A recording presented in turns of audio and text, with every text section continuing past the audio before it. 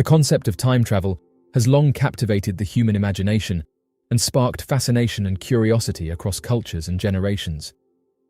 The very idea of journeying through time, either to revisit the past or explore the future, holds a profound allure for many.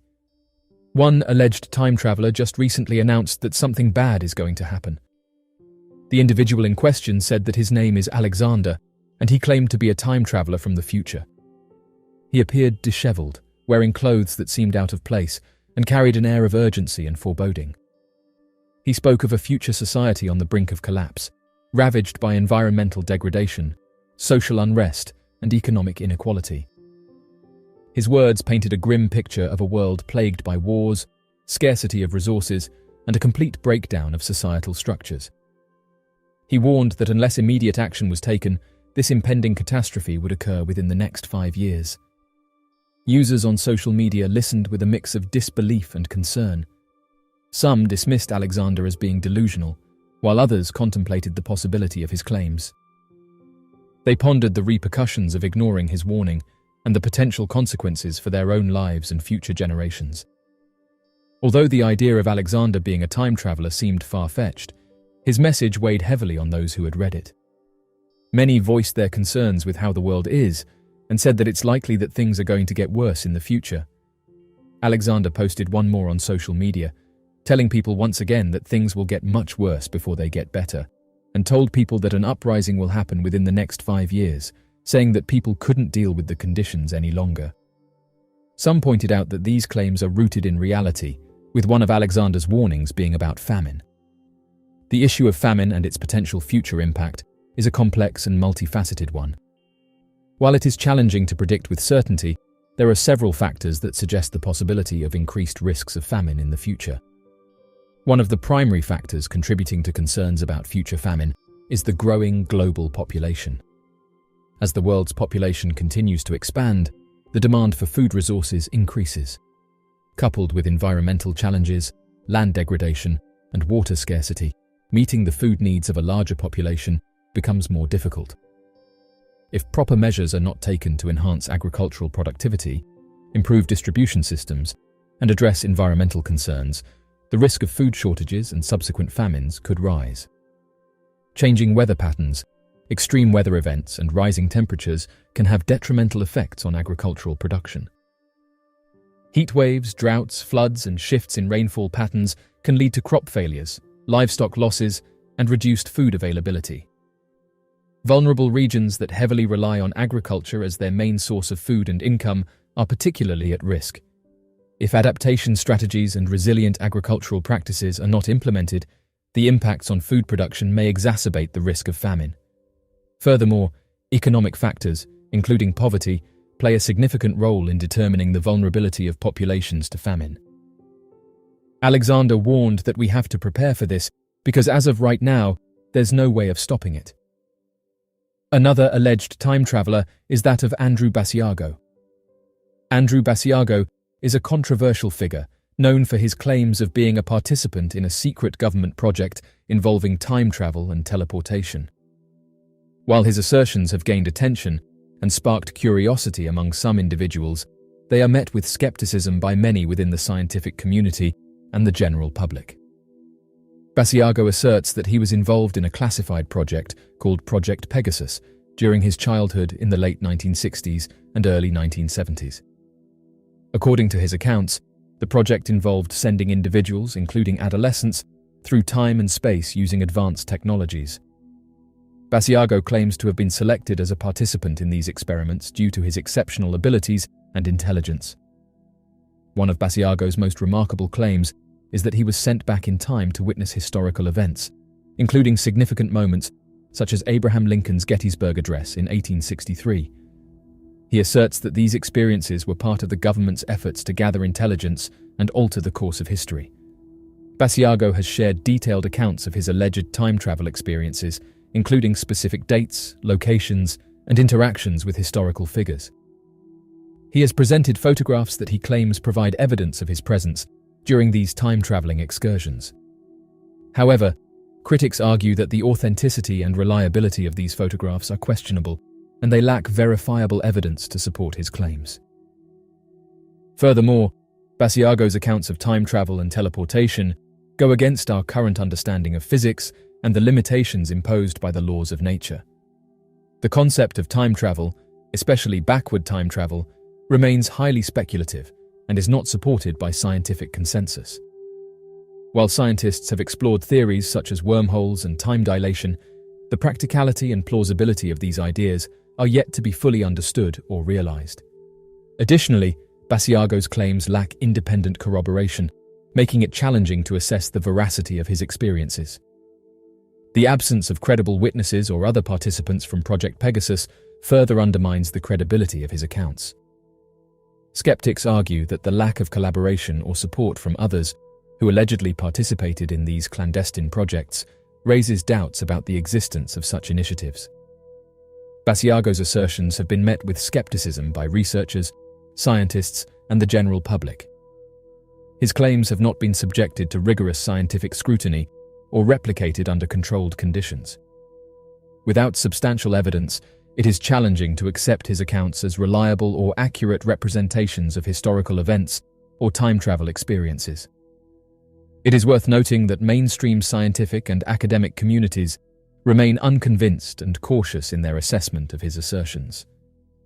The scientific method, which relies on empirical evidence, testable hypotheses, and peer review, demands a higher standard of proof than what Basiago has presented thus far. While Basiago's claims may be captivating and fuel the imagination, it is crucial to approach them critically and with skepticism. Extraordinary claims require extraordinary evidence, and until compelling, verifiable evidence is presented, it is reasonable to question the validity of his assertions. As of right now, Andrew Basiago's claims of involvement in a secret government project involving time travel and teleportation are met with skepticism and scrutiny by the scientific community and the general public. While his accounts of time travel experiences may capture the interest of some, they lack the necessary evidence and independent corroboration to be considered credible or scientifically valid. It is important to approach such claims with a critical mindset, relying on empirical evidence and rigorous scientific investigation to assess their plausibility. Rockapes in Vietnam. As the American GIs battled through the dense jungles of Vietnam, the US government began a defoliation program to assist in the jungle warfare and clear out the native plant life in war-torn areas. Although the lasting effects of Agent Orange are still being uncovered in the modern day, with a wide range of birth defects, brain damage, heart damage, and cancer-causing agents, there appears to have been an unforeseen consequence of Agent Orange during the Vietnam War. Referred to by American soldiers as rockapes, consistent reports were made by a wide number of platoons of giant humanoid creatures fleeing the dying jungles of Vietnam and encountering the American GIs with sticks and rocks in battle. One veteran wrote the following report. Serving with the 101st Airborne in the mountains of Vietnam, I saw them, the rockapes, on many occasions. They were as large as a big man and usually were in small groups of 2 to 3, unlike Bigfoot, but were bigger than most men and smaller than Bigfoot. They were spotted on days, but would also set off our trip flares at night. This could very well be evidence that Bigfoot-like species inhabits the jungles of Vietnam and, under threat of their environment collapsing, came out of their hidden regions and battled with soldiers to save their forests, only to relocate to other jungles unaffected by the Agent Orange defoliant. World War II Airman UFO Encounter. Some of the most terrifying dogfights during wartime were first experienced during the Second World War, with desperate Japanese pilots committing kamikaze just to get a leg up on the war. German fighter planes pushing the boundaries of flight technologies to fly faster and further than previously theorized possible. Underground British factories piecing together advanced fighter jets with dwindling resources for dramatic last stands, and US Air Force pilots holding their own in some of the largest aerial bombers that had ever been constructed in history.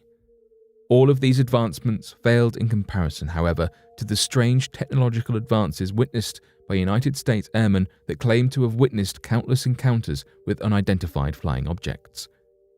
Described as cigar-shaped rocket-like crafts, on the late November evening back in 1944, the 415th Night Fighter Squadron reported seeing a number of peculiar lights along the Rhine Valley Ridge, north of the French-German border. The report detailed that there were about 81 lights in a row that emanated a fiery orange glow. As the Night Fighter Squadron turned to attack the craft, the lights faded and appeared to have disappeared from the region entirely. This was one of a countless number of military reports that described similar-looking unidentified flying objects, with one of the strangest reports being the witness account of Lieutenant Samuel A. Krasny. According to Krasny's report, as he was flying, he noticed a large, wingless cigar-shaped object with a reddish glow floating alongside him just a few yards off the plane's wingtip, seemingly attached by an invisible wire maintaining a perfect distance and speed.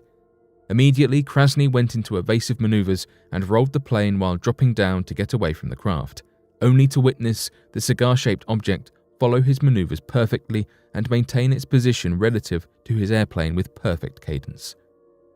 After several minutes of additional maneuvers, Krasny said that the object suddenly faded in color and shot off at an incredible impulse speed away from his craft before disappearing from sight. These lights were later provided the name of Foo Fighters by the airmen witnessed in reference to Smokey Stover's comics that would say, "Where there's food, there's fire," reminiscent of the strange craft's fiery color. Woes. Woes, also known as the Hairy Wild Man, is a mysterious creature that is believed to have existed in Europe during the Middle Ages. It is believed that this Bigfoot-like creature had hair all over its body. It was more close to humans than apes, and it could be described as an extremely hairy wild human. There are a number of theories about the Woes. Some people believed that Woes were actually people who had gone into the woods. As they lived in the woods, over time they adapted to the conditions, and in order to protect themselves, they grew hair all over their bodies. According to another theory, some people who were born with an unusually high density of hair on their bodies retreated to the woods and decided to live in isolation as they could not live a normal life in human society. However, some modern-day researchers have proposed that they were actually Neanderthals who were still alive in Europe up until the Middle Ages. The praying mantis humanoid.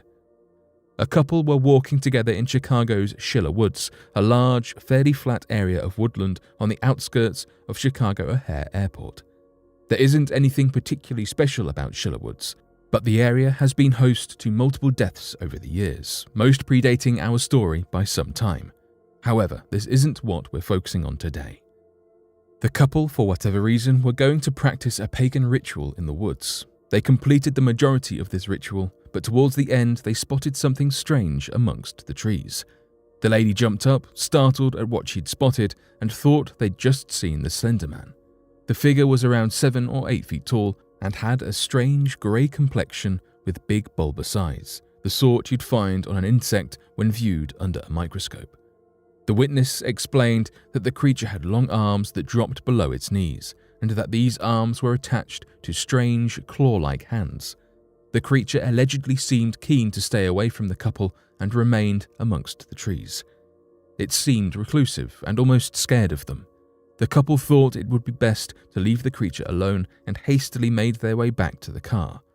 Still startled and feeling strangely in awe of what they'd just witnessed, the couple discussed whether either of them had noticed anything strange or different whilst they'd been practicing the ritual. Neither of them could think of anything, but on the way home, they noticed something. The area around the woods was normally densely populated with animals. All sorts of deer, raccoons, and other wildlife were commonly sighted near Schiller. However, on the night of the sighting, no wildlife was to be seen anywhere. Schiller Woods were eerily quiet and empty. The creature that the couple saw had been described as a humanoid in the form of a praying mantis. Male praying mantis can fly, are long-bodied with disproportionately sized limbs. They're usually green, but given this one was 7 feet tall and allegedly part human, it's forgiven for not totally conforming to the stereotype. Whatever the couple saw in Schiller Woods that evening, we're sure that they're glad that thing stayed behind the trees. Springhealed Jack. In 1837, a woman named Mary Stevens was walking to Lavender Hill in South London when suddenly a mysterious figure leaped in front of her. It grabbed her and scratched her body with its claws. As the woman started screaming, the passerby rushed to help her, but before they could reach, the mysterious figure had vanished. Locals searched for the mysterious aggressor, but they could not find him.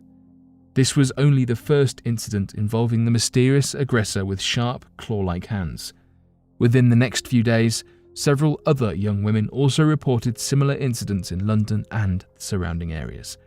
The incidents associated with the mysterious figure made their way to the press, who gave it the name of Springhealed Jack.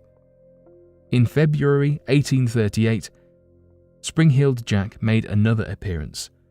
This time, a woman named Jane Alsop claimed that she was attacked at the door of her house by a mysterious gentleman who was wearing a cloak. According to her, someone had rang the doorbell, and when she opened the door to see who it was, the mysterious gentleman took off the cloak and breathed white and blue flames onto her. As she stood there in shock, the mysterious figure started cutting her clothes with its claws. The attacker fled after Alsop's sister rushed to the door to help her. The police arrested a man named Thomas Milbank, and a case was made against him. However, he couldn't be convicted as Jane Alsop insisted that the man who had attacked her could breathe fire. During 1838, many other incidents of Springhealed Jack attacking young women were reported, and gradually these incidents spread throughout England. Similar incidents were reported in Scotland as well. However, over time, the incidents associated to Springhealed Jack started decreasing. The mysterious man became a part of popular culture, however. A number of novels were written about him, and various supernatural abilities were attributed to him. The last reported sighting of Springhealed Jack was in 1904. Since then, there haven't been any other sightings. Over the years, there has been a lot of debate as to who or what this mysterious man or creature was. Some believe that it was merely a man trying to terrorize the locals in an effort to gain popularity. Others believe that it was a ghost-like creature that was attracted to young women. Whatever the reality of Springhealed Jack was, this Victorian demon has become a part of popular culture forever.